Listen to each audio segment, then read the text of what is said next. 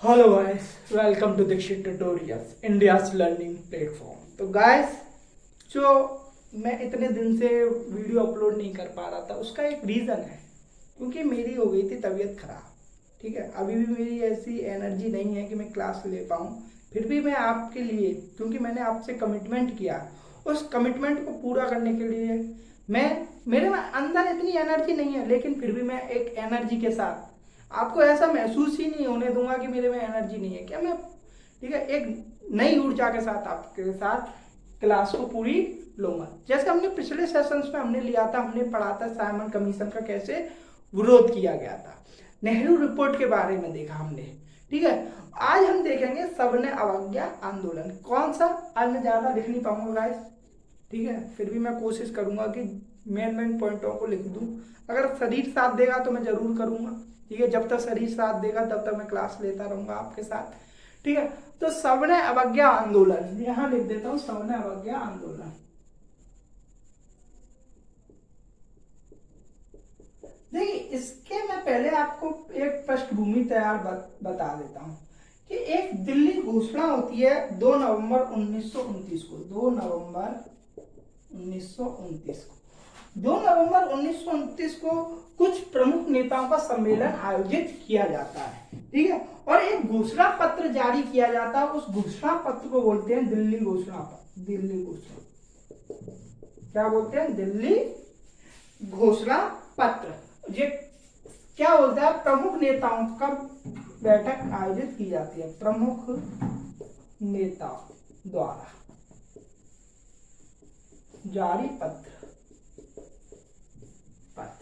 तो गाय, अब मैं आपको बता दूं, इस दिल्ली घोषणा पत्र में ऐसे ऐसे क्या क्या प्रस्ताव दिए गए थे यह। ठीक है, तो जो पहला जो पॉइंट था, सबसे पहला, कि यह बात स्पष्ट होनी चाहिए, क्योंकि जो उस टाइम का जो वायसराय था उसने कहा था कि हम गोलमेज सम्मेलन का आयोजित करेंगे। ठीक है, तो क्या इस घोषणा पत्र में बोल दिया गया था कि यह बात स्पष्ट हो जानी चाहिए, हो जानी चाहिए कि गोलमेज सम्मेलन का उद्देश्य इस बात पर विचार करना होगा, इस बात पर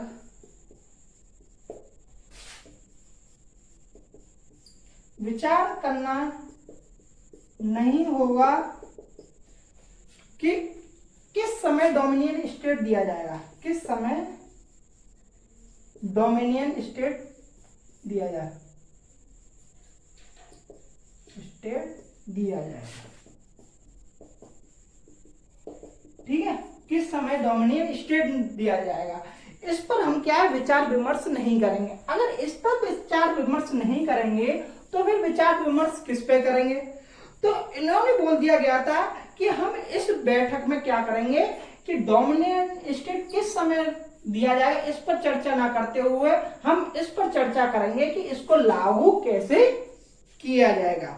तो इसको लागू बनाने की योजना बनाई जाएगी, लागू बनाने की योजना बनाई जाएगी। ठीक है, जो पहला जो मेन जो पॉइंट था वो क्या था कि डोमिनियन स्टेट बोलते थे ना, क्योंकि क्या है कि जो अंग्रेज लोग थे वो क्या थे, आश्वासन देते, झूठे आश्वासन। उन झूठे आश्वासनों को क्या बोल दिया गया था कि अब हम नहीं मानेंगे, अब हम इस पर चर्चा ही नहीं करेंगे कि डोमिनियन स्टेट कब दिया जाएगा, अब हम इस पर चर्चा करेंगे कि लागू बनाने की योजना बनाई जानी चाहिए उस बैठक में। किसमें? गोलमेज सम्मेलन में। ठीक है, मैं आपको बताऊं, गोलमेज सम्मेलन का एक अलग लेक्चर ले लूंगा, क्योंकि पहले गोलमेज सम्मेलन का कांग्रेस बहिष्कार करती है, मैं उसका रीजन भी बताऊंगा, और द्वितीय गोलमेज सम्मेलन में हिस्सा लेती है। ठीक है, तो मैं आपको गोलमेज सम्मेलन पूरे बताऊंगा। ठीक है, अब जो दूसरा पॉइंट है, दूसरा पॉइंट बोल दिया गया था कि इस बैठक में जो कांग्रेस है, कांग्रेस का बहुमत प्रतिनिधित्व रहेगा। ठीक है, कांग्रेस का, यह पॉइंट लिख देता हूं, इस बैठक में कांग्रेस का बहुमत, स्पष्ट बहुमत, स्पष्ट बहुमत में प्रतिनिधित्व होगा। किसमें बोला गया है ये? दिल्ली घोषणा पत्र में।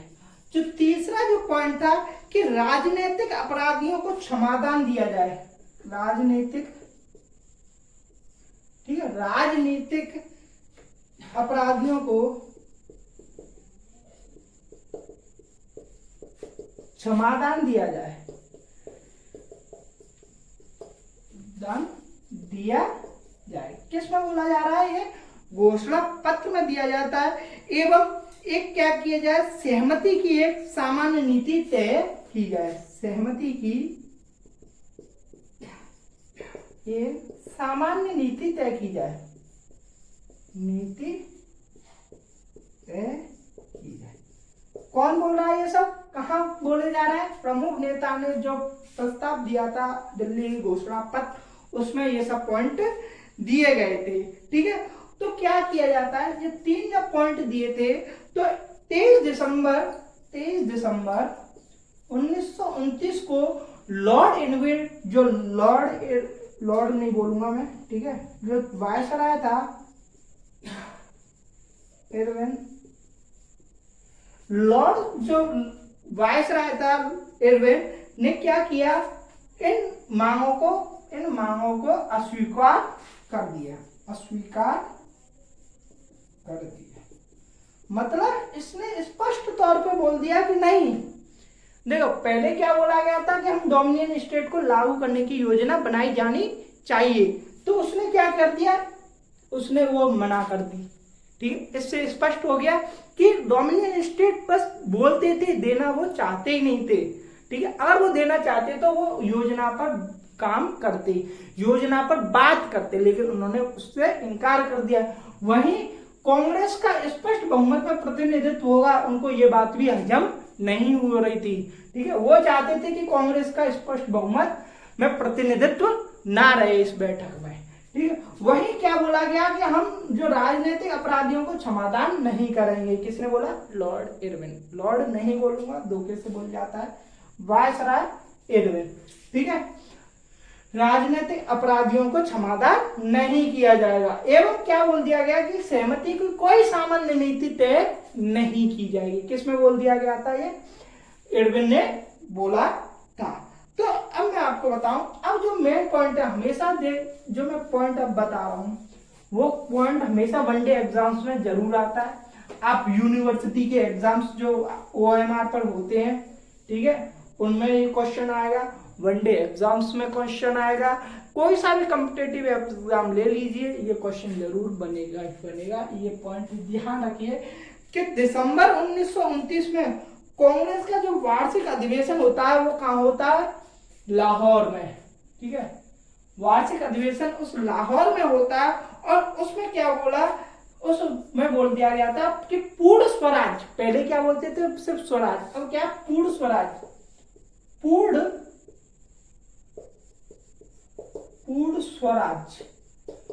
पूर्ण स्वराज्य के घोषणा पत्र तैयार किया गया। कहां? यहां लिख दूं, लाहौर अधिवेशन। ठीक है, लाहौर अधिवेशन में दिसंबर 1929। ठीक है, पूर्ण स्वराज्य का घोषणा पत्र तैयार किया गया। पत्र तैयार, ठीक है, किसमें तैयार किया गया है? लाहौर के अधिवेशन में। अब कभी बोलते हैं कि अगर क्वेश्चन आ जाता है कि लाहौर अधिवेशन जो 1929 में हुआ था, उसका अध्यक्ष कौन था? तो अध्यक्ष था जवाहरलाल नेहरू। कौन था? जवाहरलाल नेहरू। तो लाहौर अधिवेशन में जो कुछ प्रमुख मांगे थी, जिनका क्या प्रस्ताव पारित किए गए थे, उन मांगों को मैं बता दूं कि पहला, कि गोलमेज सम्मेलन का बहिष्कार किया जाएगा। गोलमेज सम्मेलन का बहिष्कार।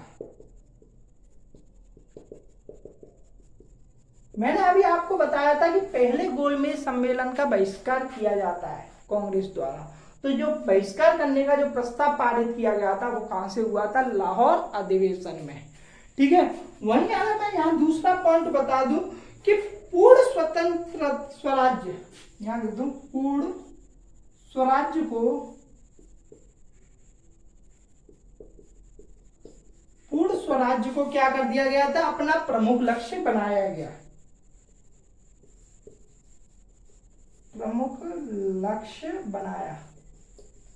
ठीक है, पहली बार पूर्ण स्वराज्य को प्रमुख लक्ष्य बनाया गया था लाहौर अधिवेशन में। अब मैं आपको जो तीसरा जो पॉइंट था कि जो सविनय अवज्ञा आंदोलन जो चलाने वाले थे उसका जो कार्यभार दिया गया था वो किसको संभाला, किसको दिया गया था, ठीक है। पूरा उत्तरदायित्व किसको बोल दिया गया था, कांग्रेस कार्य समिति को, कांग्रेस कार्य समिति, कांग्रेस कार्य समिति को पूरा कार्यभार संभाल देना दिया गया किसको, किस लिए, सविनय अवज्ञा आंदोलन के लिए,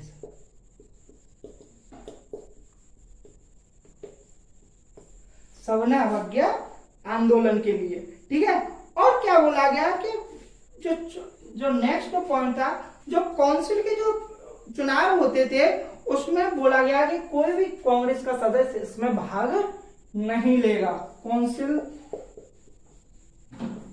चुनाव में भाग लेने से मना किया गया। ठीक है, यहाँ शॉर्ट में लिख देता हूँ, ठीक है, आप खुद देख लेना, मैं मेन पॉइंट पर यहाँ लिख देता हूँ। काउंसिल चुनाव को भाग लेने के लिए जो कांग्रेस के जो सदस्य थे उनसे मना कर दिया गया था। ठीक है, और क्या बोला गया कि काउंसिल में जो भी मौजूद सदस्य हैं, काउंसिल में मौजूद सदस्य क्या कर दिए जाए, त्याग पत्र दे दें, त्याग पत्र दे दें। ठीक है, किसमें बोला गया था, ये लाहौर अधिवेशन में जो प्रस्ताव पारित किए गए थे उसमें। अब आता है कि 26 जनवरी 1930, ये डेट बहुत इंपॉर्टेंट है गाइस, हमेशा ये डेट आपके काम आएगी।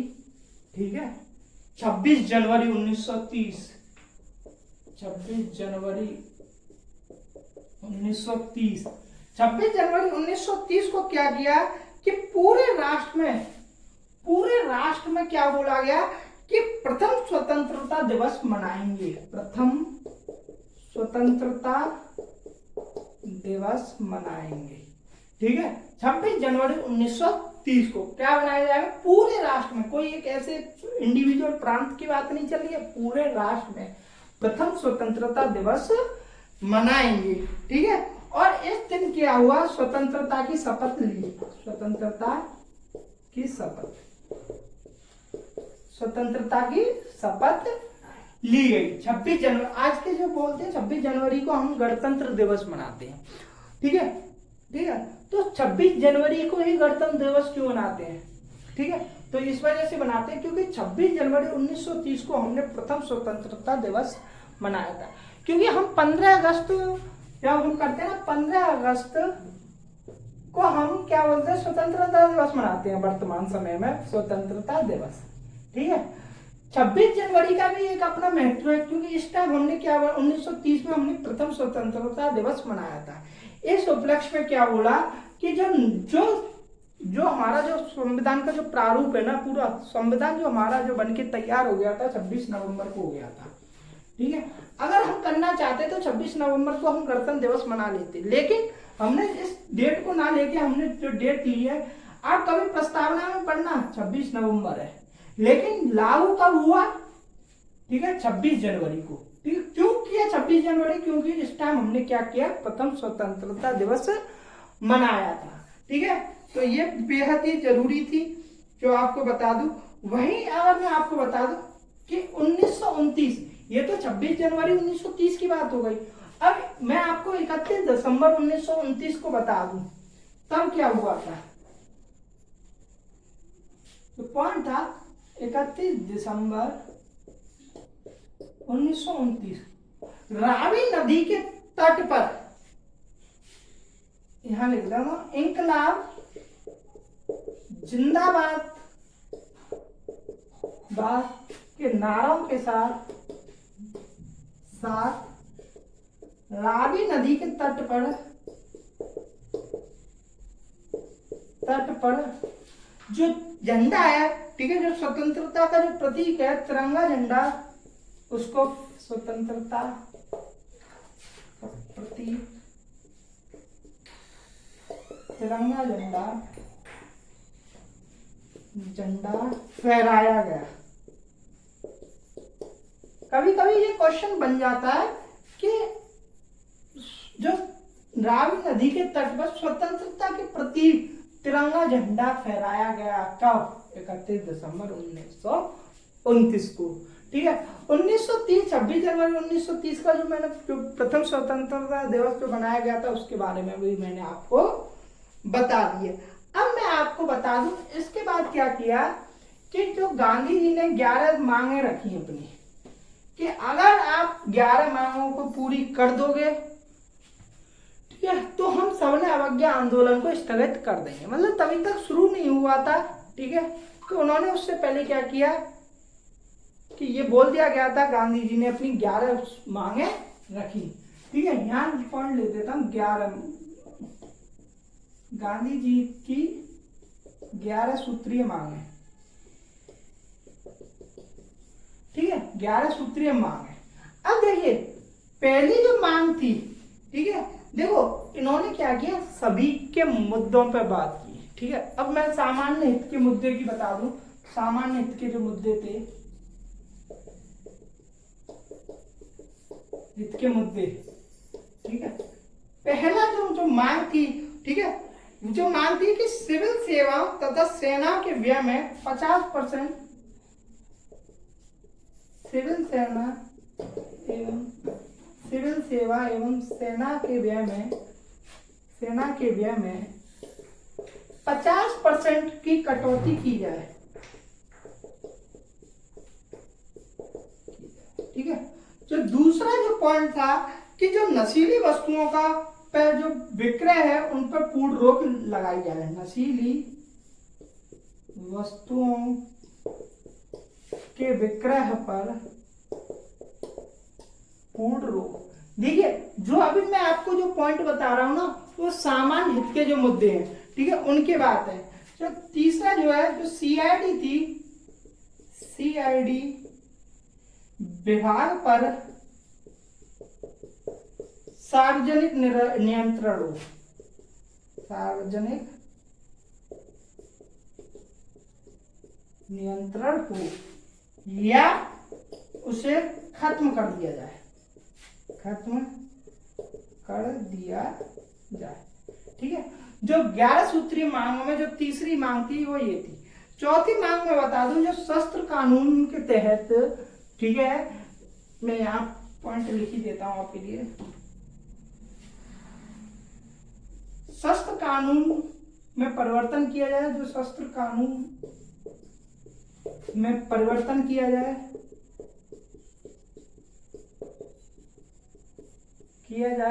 एवं भारतीयों को आत्मरक्षा के लिए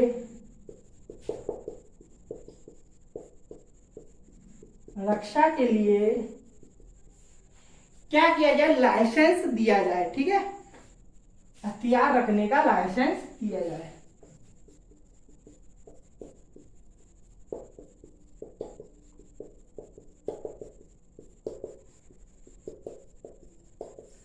हथियार रखने का लाइसेंस दिया जाए। जो पांचवा जो पॉइंट था कि सभी राजनीतिक बंदियों को रिहा कर दिया जाए, सभी राजनीतिक जो बंदियां हैं, बंदियों को रिहा कर दिया जाए।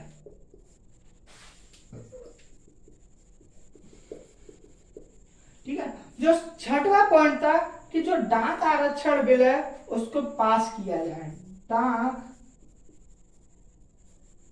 आरक्षण बिल को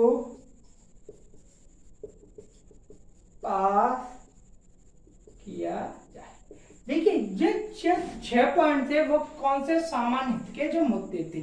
अब मैं आपको बता दूं, जो विशिष्ट बुर्जुआ जो वर्ग के लोग थे उनके लिए क्या क्या मांगे रखी गई थी, यहां मैं आपको पॉइंट बता देता हूं। विशिष्ट बुर्जुआ वर्ग की मांग। ठीक है, 6 पॉइंट कौन से बताए थे मैंने आपको? सामान्य हित के बताए थे। जो 7वां पॉइंट है, ठीक है, वो जो मांग है वो 7 बुजुर्गा वर्ग के लिए है। ठीक है, जो रुपए के विनिमय दर को घटाकर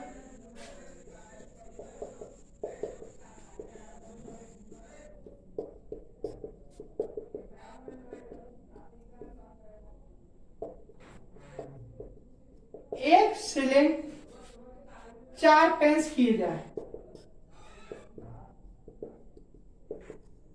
ठीक है, विशिष्ट बुर्जुआ जो वर्ग की मांग थी कि जो रुपए के जो विनिमय दर को घटा के 1 शिलिंग 4 पैसे की जाए। जो 8वीं जो मांग थी वो थी रक्षात्मक शुल्क लगाया जाए।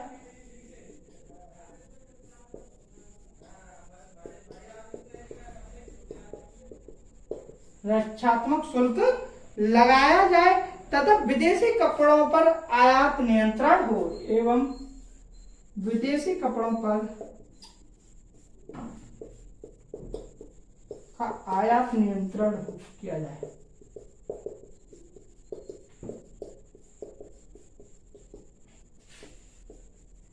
8 पॉइंट थे, मैंने आपको 6 उसकी बताई सामान्य की, और 2 बता दी मैंने विशिष्ट बुर्जुआ वर्ग की।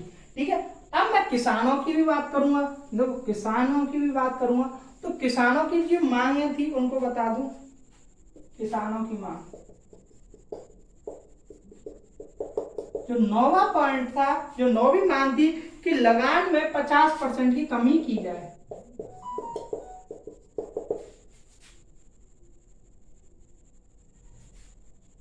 की कमी की जाए। ठीक है, जो 10वां जो पॉइंट है वो जो था, जो नमक कर को समाप्त किया जाए। नमक कर को समाप्त किया जाए। समाप्त किया जाए। एवं क्या किया, नमक पर सरकारी एकाधिकार खत्म कर दिया जाए। नमक पर सरकारी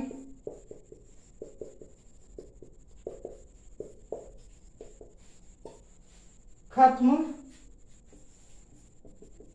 कर दिया जाए। ठीक है, और जो 11वीं जो मांग थी, ठीक है, देखो 9वीं 10वीं, ठीक है, और एक और थी ना, जो 11वीं मांग थी, जो 11वीं मांग थी वो क्या थी कि जो भी जो थे जो तटीय यात्रा, मैं यहां बता दूं, तटीय यात्रा रक्षा विधेयक पास किया जाए।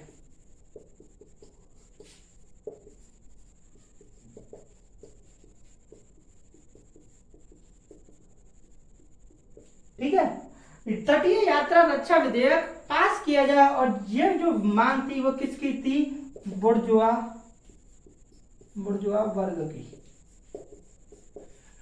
तो गांधी जी की जो 11 सूत्रीय मांग थी वो ये थी। कौन सी थी? ये। और आपको मैं बताऊंगा कि गांधी जी ने जब नमक को ही एक केंद्रीय वो क्यों माना, ठीक है, केंद्रीय मुद्दे के रूप में नमक को ही क्यों चुना।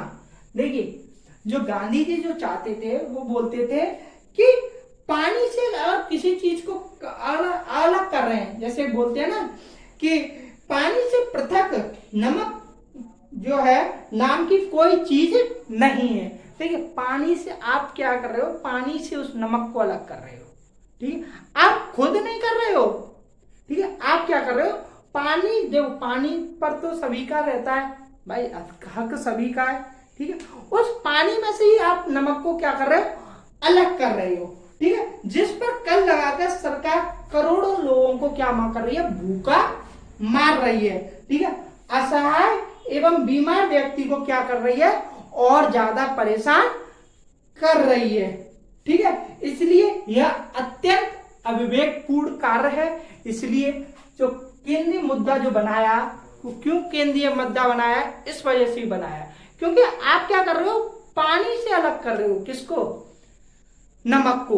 तो इस वजह से क्या कर रहे हो? आप बहुत लोगों, जो करोड़ों लोग हैं, उनको भूखा मार रहे हो। जो असहाय है, जो बीमार व्यक्ति हैं, उनको और पीड़ित कर रहे हो। ठीक है, तो ये किसका स्टेटमेंट था? गांधी जी का स्टेटमेंट था।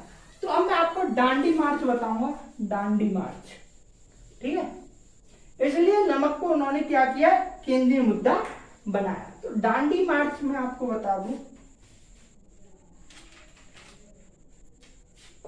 ठीक है, दांडी मार्च की अगर मैं बात करूं, दांडी मार्च, जो दांडी मार्च है वो 12 मार्च से 6 अप्रैल, 12 मार्च 6 अप्रैल 1930, ठीक है, 1930 में। देखो 12 मार्च को क्या होता है, 12 मार्च को जो गांधी जी है वो क्या करते हैं, साबरमती आश्रम से अपने 78 समर्थकों, साबरमती आश्रम से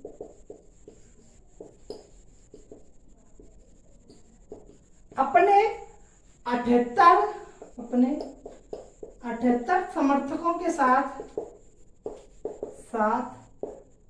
यात्रा शुरू करते हैं, यात्रा शुरू। ठीक है, और ये पहुंच कब जाते हैं? 5 अप्रैल को ये क्या पहुंच जाते हैं, 240 किलोमीटर की दूरी तय करते हैं, दूरी तय करके 5 अप्रैल को पहुंच जाते हैं। तो क्या करते हैं कि 6 अप्रैल को क्या करते हैं, गांधी जी जो नमक बनाकर समुद्र तट पे नमक बनाकर जो कानून को तोड़ देते हैं। 6 अप्रैल को समुद्र तट पर नमक बनाकर कानून तोड़ते हैं। ठीक है, 6 अप्रैल को क्या करते हैं, समुद्र तट पर नमक बनाकर क्या किया जाता है, कानून को तोड़ते हैं।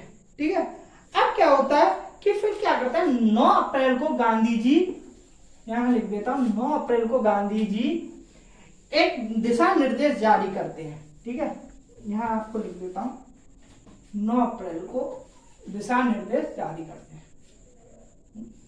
ठीक है, तो गाइस आज के लिए इतना ही क्लास लूंगा, यहाँ से मैं आपको पूरा बता दूंगा 9 अप्रैल को। ठीक है, अगली वीडियो में हो सके तो मैं प्रीमियर कर दूंगा, इसी वीडियो के साथ जोड़ दूंगा आपके लिए। ठीक है, अब थोड़ा मेरा शरीर साथ नहीं दे रहा। ठीक है, तो 9 अप्रैल को जो जहाँ से हम पढ़ाएंगे, ठीक है, कौन से गांधी जी दिशा निर्देश जारी करते हैं वो सब मैं आपको बता दूंगा। ओके गाइस, जय हिंद, जय भारत।